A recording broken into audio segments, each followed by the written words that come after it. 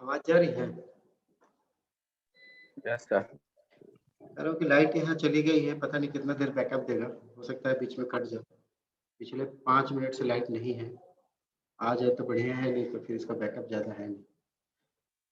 चलो, लोग जुड़ रहे हैं। उससे पहले मैं वो आपसे वो थोड़ा सा फीडबैक लेना चाह रहा था रिगार्डिंग मार्क्स। किसी को कुछ कहना है क्या? स्कोर जो मिला है आपको सेकेंड ईयर में, इससे कुछ प्रॉब्लम है?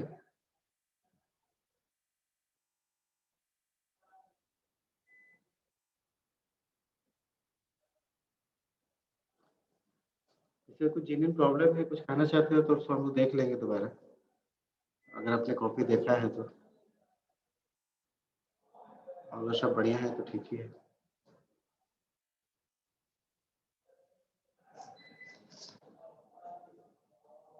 जा रही है ना आवाज? यस सर आ रही। Yes sir. सबका सही है? किसी को कुछ कहना तो नहीं है?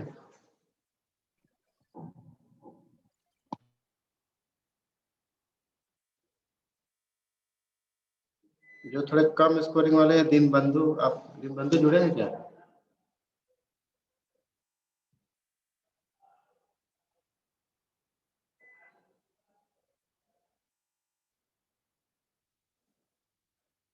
दिन बंधु, राघव त्रिपाठी, इसे थोड़ा कम मार्क्स आया है। सुबोध कुमार, क्या प्रॉब्लम है आप लोगों का?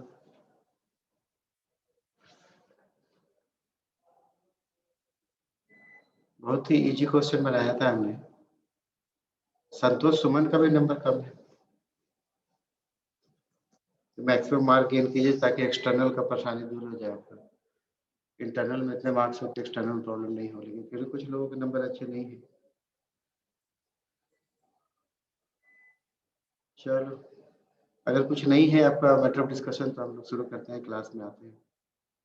ठीक है, तो आज प्रैक्टिकल से रिलेटेड बातें करेंगे। कुछ टॉपिक, दोनों बैच हो क्या आप लोग? Yes sir.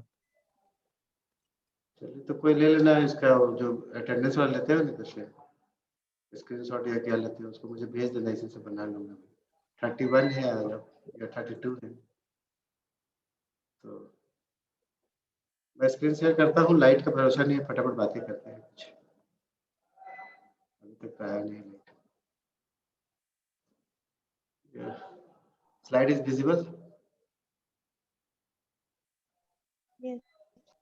Yes sir. Okay. So today we'll talk about postmortem examination and the procedure for postmortem. What are the different requirements during conducting postmortem? What are the objectives of postmortem? What precautions you should take while doing postmortem examination?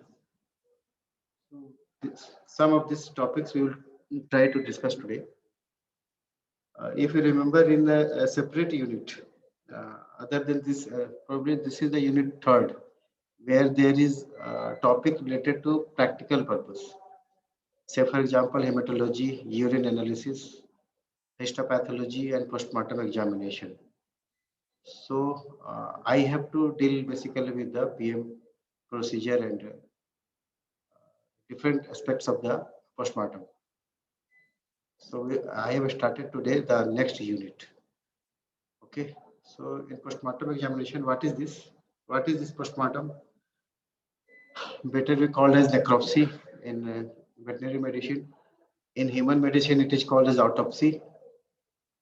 So PM examination is the systematic examination, systematic dissection and systemic examination of the dead body.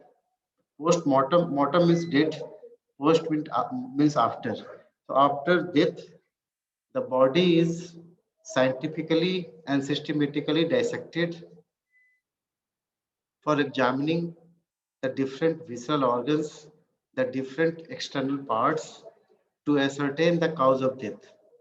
So the motive of postmortem examination is, after death, a scientific examination by which we can arrive at the cause of death. It is a very methodological examination where each and every organ is very critically examined to arrive at the purpose, how the death has occurred, even the mechanism of death. If you examine the organs in a very critical manner with lot of experience, you will able to not only provide the cause of death, but also the mechanism by which the agent has led to the death. So postmortem examination is very crucial and also mandatory in case where it is of legal cases, where it is for insurance purpose, when there is herd mortality, mass mortality in a herd. In that case, it becomes almost mandatory to do postmortem examination. Sometimes PM is also done during experimental study. In experiments to find out where the drug under study has done its effects, either beneficial or harmful effect. So that is called as experimental PM examination. When you receive the body from the clinic by a doctor who wants to know how the death has occurred, it is called as clinical postmortem examination. So the types of examination varies. Sometimes PM is done in a very deep manner. Each and every part is examined very crucially. That is called as complete postmortem examination. And sometimes postmortem is done for restricted to some particular organ. Say, for example, we are suspecting a case of rabies. You know, in case of rabies, no change you'll see in any part of the body other than the brain. So your emphasis, your examination is restricted to the brain. In that case, it is called as incomplete postmortem or superficial postmortem. So the types of postmortem varies, and also the requirement of postmortem examination varies. But something, few points is always necessary while conducting a postmortem as a pathologist or as a doctor. First point is that who can conduct postmortem? Who has the legal authority to conduct postmortem? Any veterinarian which is attached to the government, working with the government, has the right to conduct postmortem examination and to prepare report. Second thing is that you must conduct postmortem examination only after receiving a request letter from the authority. This authority may be the owner, maybe sometime clinicians, maybe sometime investigating officer in case of legal cases. So unless you receive a requisition from the concerned authority, you should not conduct postmortem. Third point is that in case of legal postmortem, documentation is must. Since it has to be produced before the court, documentation must be done and it should be preserved at least for the time when the queries or court procedure is going on. Say, for example, we are receiving a body from our farm, livestock farm. In this case, you don't need any documentation. Doing any videos, photography, it is not required.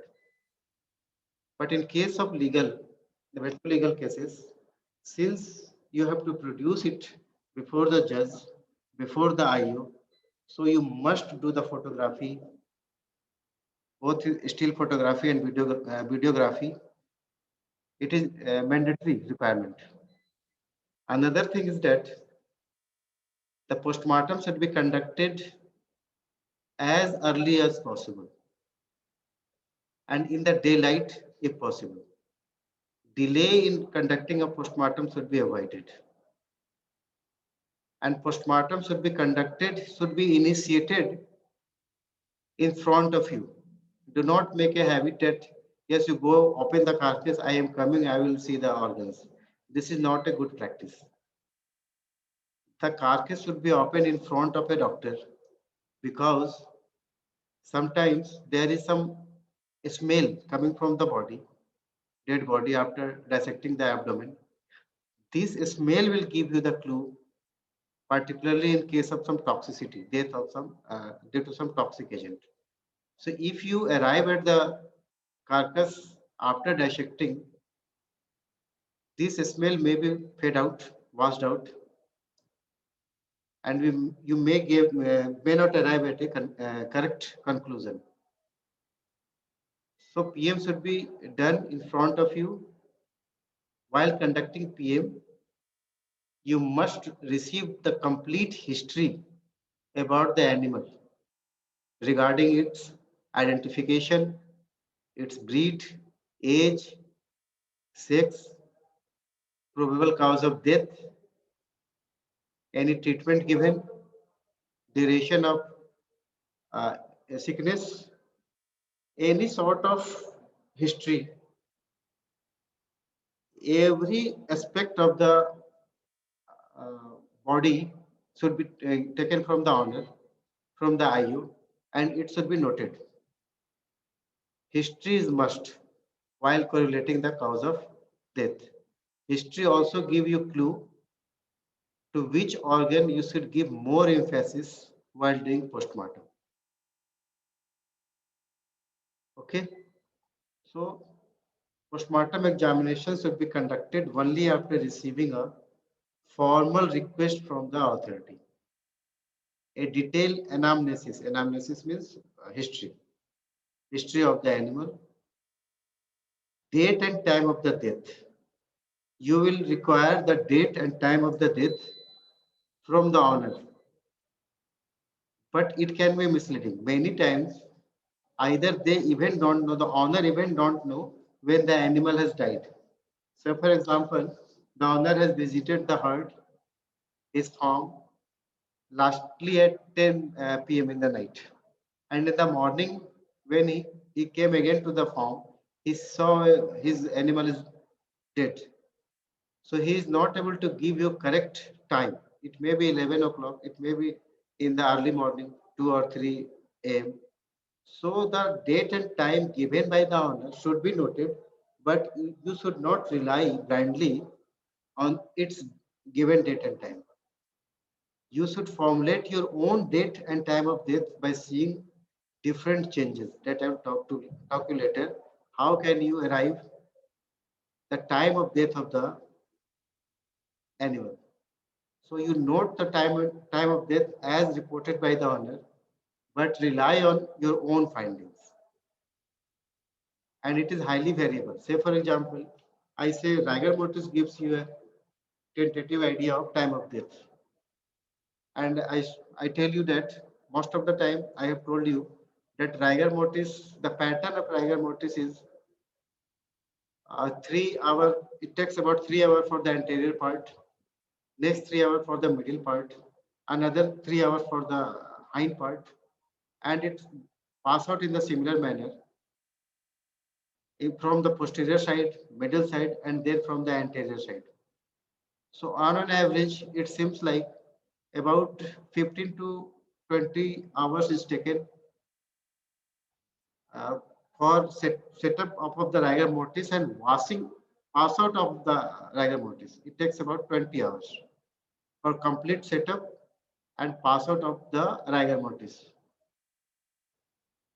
But there is high variable in this time according to the temperature, according to the mortality type, how the animal has death, according to the body condition of the carcass, according to the obesity of the carcass. So this time is highly variable depending on these factors. So when you are arriving or working on the time and date of the death, there are a lot of factors which you should take into consideration before arriving the date and time of death. We'll talk it later on. So up to this, I have told you without formal written request one should not do post-mortem examination. History should include animal identification, period of illness, any preventive measure, any treatment the animal has gone, the date and time of death, everything you have to take from the owner or the authority. And while conducting the postmortem examination, you should record each and every lesion on a paper. Do not rely on your memory that I will write it later on what I have seen. While conducting the postmortem examination, you should go on noting each and every changes that you are seeing at the time of postmortem examination. So what are the objectives of necropsy? No doubt it is to ascertain the cause of death, that is the diagnosis of disease. Sometimes it is for experimental purpose. Say for example, any researcher is doing some experiment on some drug or medicinal plant. He want to see the harmful effect or beneficial effect, comparative study of different drugs. He has to conduct postmortem examination. And of course, in case of vetro legal cases, when there is FIR for the death, it is mandatory to conduct the postmortem examination. In case of insured animal death, if the animal is insured, he will move for insurance, and for insurance purpose, it is mandatory that he should produce the postmortem report, because in some case, this insurance is, you cannot claim insurance in some cases. So if the report says that the animal has died due to thalaria, say for example, thalariosis, in that case, the insurance company is not going to give you the claim, because government of India is providing free vaccination for thalaria, and it is expected that if the animal has been vaccinated, he is not going to die with thalaria. In such cases, if the doctor provide you a PM report that the animal has died due to thalaria, insurance company is not going to give you claim. This is one example. There are a lot of such examples where you cannot claim the insurance. So it is important in case of insured animal also, and in case of some forensic study also, postmortem examination is required.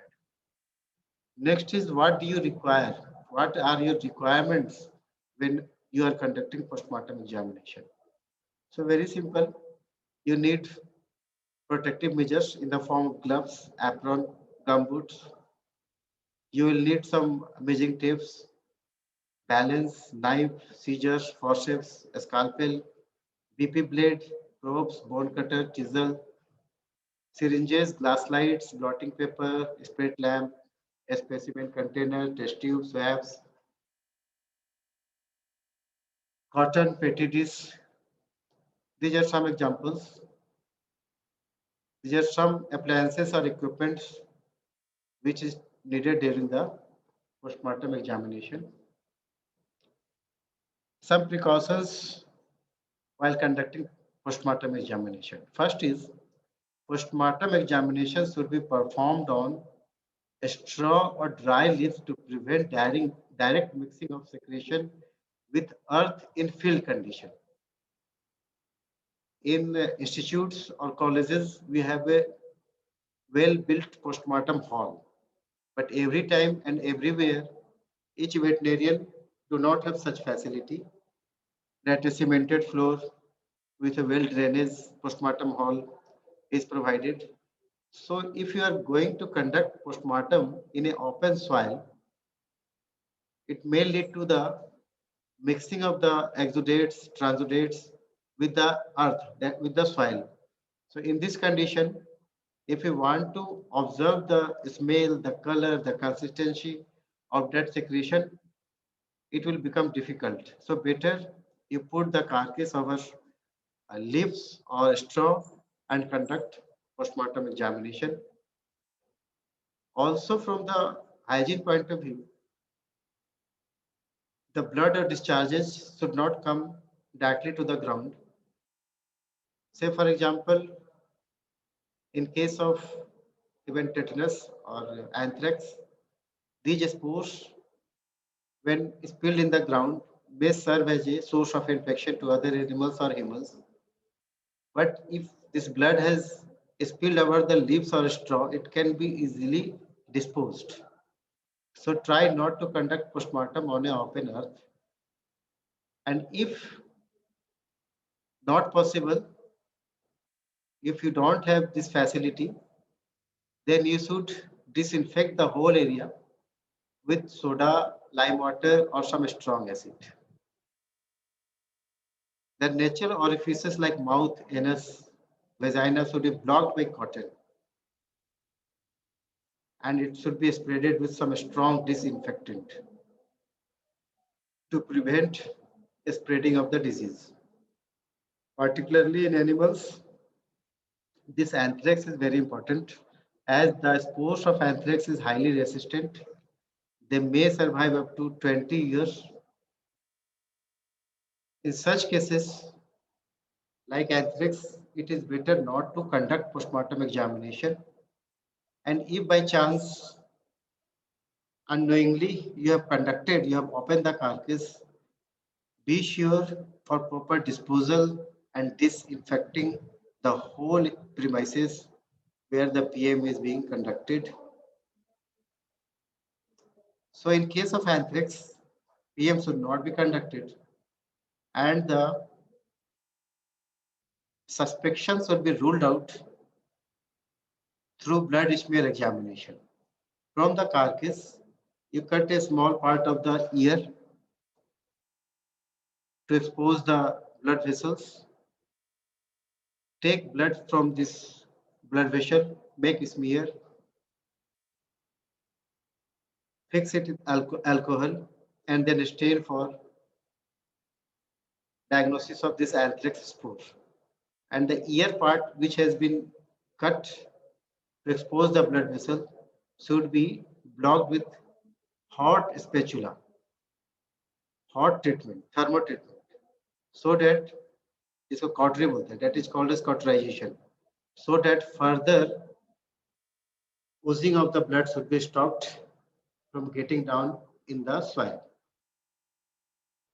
Never throw the carcass in water bodies. There is a fixed guideline for the proposal for disposal procedure for the dead body after conducting postmortem. It may be burial method or it may be burnt. If it is buried, it should be deep buried inside the ground and should be layered with the salt.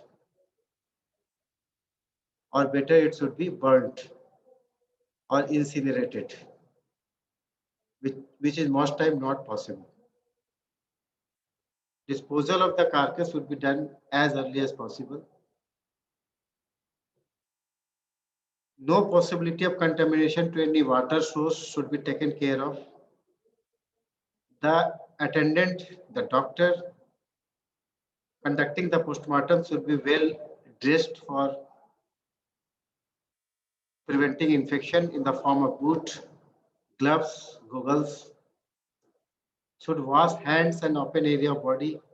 If possible, should take bath after conducting the postmortem examination.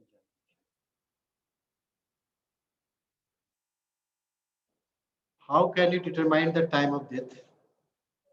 So it is one of the important aspects of postmortem examination, that how can you get the correct time of death. So first you will try to take it from the owner.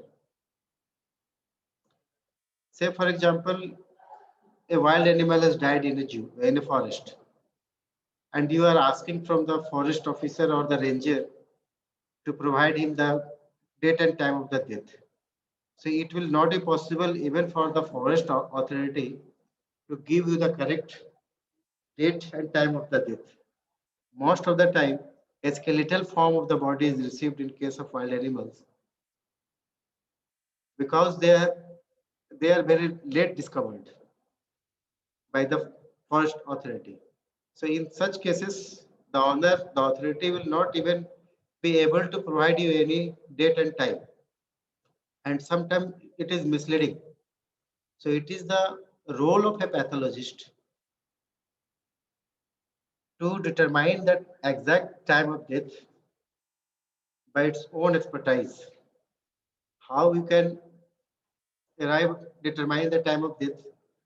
If the carcass is very fresh and not showing any PM changes, blood clot is of recent origin, it indicates that the death occurred 2 to 4 hours earlier from the time of examination. So only seeing the carcass, it gives you a rough idea whether it is dead very early or very late. So if it is appearing very fresh, as it is live-like condition, it means the time of death is not very is very earlier between 2 to 4 hours, and there are some postmortem changes we will deal with later on. About 8 to 10 points are there. After death, there are some changes in the body, which we call as postmortem changes. That is a separate topic. I will try it to discuss in some next class. If the changes has already started, the postmortem changes, say for example, the rigor mortis has already started. So it will also help you in determining the time of death.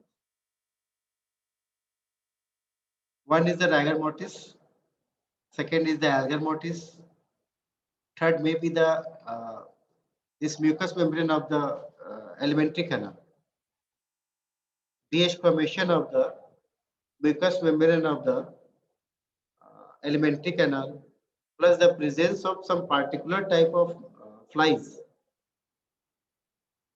Some particular type of flies arrive at the dead body only after 48 to 72 hours after death. So if you are able to note these changes, it will give you some idea about the time of death. Decomposition or putrefaction, if it is seen in the dead body, it means that death has taken much earlier, say for example, 1 day or more back. There can be obnoxious smell, abdomen is distended, which is called as postmortem blot. After death, due to loss of immune system, the opportunistic bacteria start working, and due to bacterial fermentation in the stomach, severe gas is formed which is accumulated, and the abdomen is highly distended, which is called as postmortem blot. And if there is postmortem blot, if there is putrefaction, if there is obnoxious smell, it means the death has occurred more than 1 day back. But as I was telling you, either it be the putrefaction, decomposition, blot, rigor mortis, these are highly variable. This varies according to environmental temperature, size of the animal, body condition of the animal, nutritional state of the animal, species of the animal, and the condition before death. If the animal has undergone some strenuous, violent, painful condition before death, the glycogen store of his body will be exhausted, and obviously the rigor mortis will be very fast. Within half an hour, I have seen that the whole body is under rigor mortis in the condition when there is high ambient temperature and the body is deprived of glycogen either due to some nutritional status or due to some strenuous painful condition before death. So environmental temperature in case of rigor mortis or putrefaction, in summer the rigor mortis and putrefaction will occur much earlier than in comparison to winter season. This is very obvious, you know. These pH changes occur more rapidly in larger animals since they require more time to dissipate body heat. The body heat is retained in larger animals, leading to early putrefaction. External insulation in the form of fat, in the form of hair, wool, feathers, fur. It also prevents heat dissipation and leads to early putrefaction and decomposition of the body.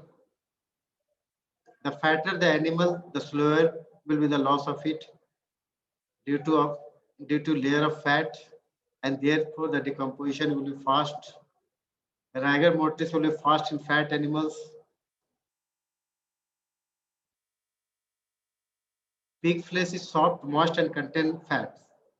So a pig diet and a goat diet at the same time, the decomposition in the pig will be earlier since they have more fat in their subcutaneous area.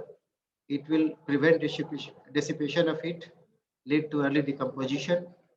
Rigor mortis is also hastened by violent exercises, violent muscular contraction, like in case of tetanus or strychnine poisoning. As I've told you, even within half an hour, full body rigor mortis can be seen in case of summer, in case of some violent muscle contraction, some very painful condition before death. A dehydrated body rigor mortis occur very early since they have no glycogen stored in their body for formation of ATP. Rigor mortis will be very fast, decomposition will be very fast. Now coming to the technique, how do you conduct postmortem? Before beginning a postmortem, read, note the history carefully to obtain maximum information from them. If you have taken the history, it will become easier for you, and you will pay some special attention to some particular organs based on your history taken by the owner, by some conclusion drawn on the basis of history, clinical science. You will pay some special attention, and most of the time some special attention is also required to particular organ. So unless you have a good history, you cannot frame a probable cause of death, and you cannot pay a special attention to that particular organs. While conducting postmortem, every external or internal changes, every external gross changes or internal gross changes, every lesion should be noted. If required, samples should be collected for uh, histopathology, for bacteriological examination, for virological examination, for parasitological examination, for toxicological examination. So while conducting postmortem, you should keep such container, such facility so that you can collect sample for bacterial examination, virological, parasitological, and toxicological, histopathological. What will be the method of collection, preservation, dispatch of these materials is a different topic, which I will take in very detail. Even how to make such preservatives. So, for example, in for histopathological examination, you have to collect the sample in 10% formalin. So 10% formalin is not available in the market. You have to prepare it in your lab. Similarly, is case for the PBS or some other preservatives. So in another class, in very detail, I will tell you the collection method, preservation method, and dispatch of the samples to the lab, how it is being done. It will be discussed later on. So first of all, while conducting a necropsy, you must critically examine the external body parts, which is called as external examination. Before opening the body, before giving any incision, first examine each and every external part, each and every natural orifices, each and every exudation, transudation, discharges, for any wounds, for any marks, for any trauma, for any swelling, for any fracture, some discontinuity in the bone. So each and everything should be externally examined and noted.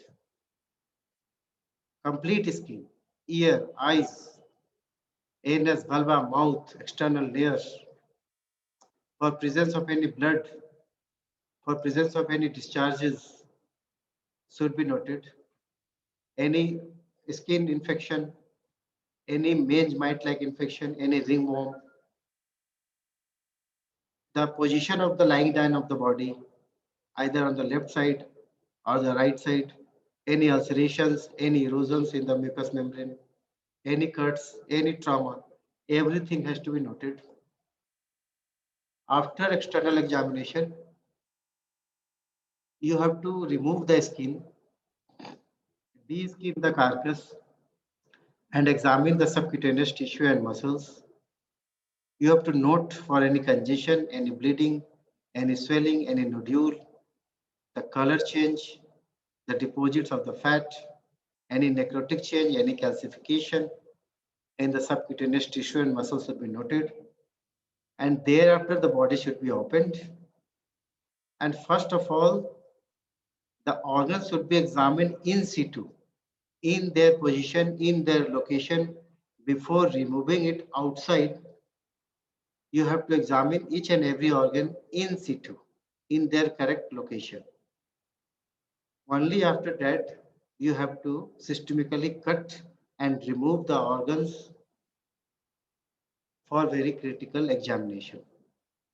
So first of all, external examination, then de-skin, examine the subcutaneous and muscles, and then you have to examine the internal visceral internal organs. Recording of the gross lesions. After systematic examination, the lesions should be recorded in the terms of position, where it is being found in the organ, the size of the lesion, some change in the weight of the organ, change in the color, consistency, smell, cut surfaces, shape, contents. All these changes should be noted. And these changes have to be described in some scientific manner, in the terms of distribution, in the terms of demarcation. Time is less, it will auto cut. We will join for next class some next day. Today it will be over as it will be auto cut. So before discussing this gross description of the abnormalities, if you have any queries, you can share. Since the time is less, the further topic will be dealt later on. Now it is open for any query.